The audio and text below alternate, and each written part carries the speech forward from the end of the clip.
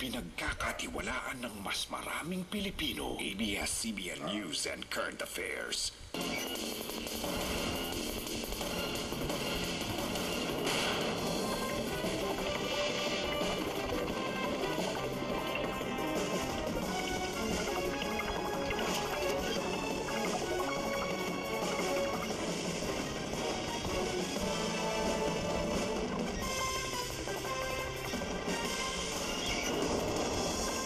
Davao, Mindanao, Pilipinas ug tibuok kalibutan.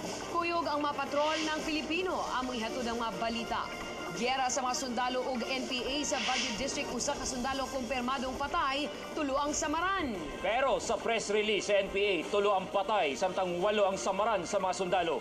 Niya na ang mga headlines. 20 ka mabalay ug daw sa sunog sa Exodus Barangay 8-A Davao City. Duha ka mga residente kumpirmadong patay. Usa sa pinakadong supplier og shabu sa Davao City, tiklo na sa pulis. Daghang marijuana na recover sa pulis sa managlahing lugar. Mga pusher nasakpan sab. Ito nga agila nga ginganlan og mabuhay. Usa na kabulan. O klase-klaseng irong nga nirampa suot ang mga anime costume. Gikan sa ABS-CBN Davao News Center.